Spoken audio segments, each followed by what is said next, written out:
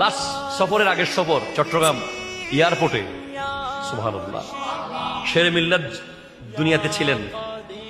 হুজুর কেবলার সাথে শেরে মিল্লাত কথা বলতেন বেশি, মৌজুদা হুজুর কেবলার সাথে। আর কারোর সাথে হুজুর এত কথা বলেন না।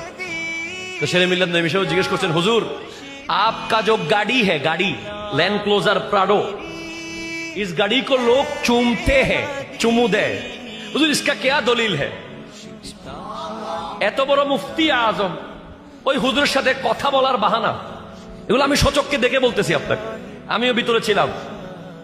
তো তায়ের শাহ হুজুর কেবলা, মৌজুদা হুজুর কেবলা মুস্কি হেসে, नईमी साहब आप सुल्तान महमूद को पहचानते हैं?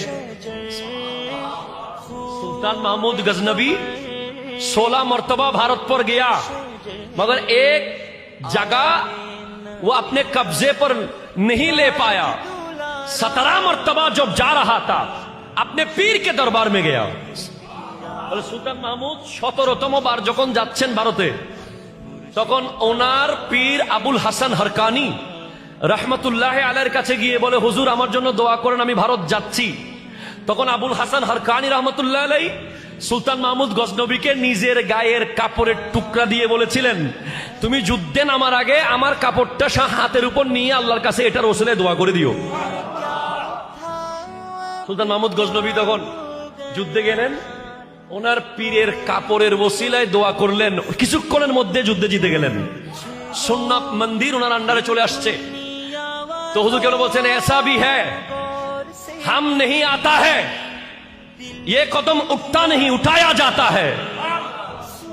আমরা চাইলে শ্রীকুট থেকে আসতে পারি না, আসার আগে আউলিয়াদের মিটিং হয়, রুহানি ভাবে সবাই প্রস্তুত আছে কিনা, সবার শিডিউল খালি আছে কিনা, সবাই যদি খালি থাকে তো আমার আসার অনুমতি হয়।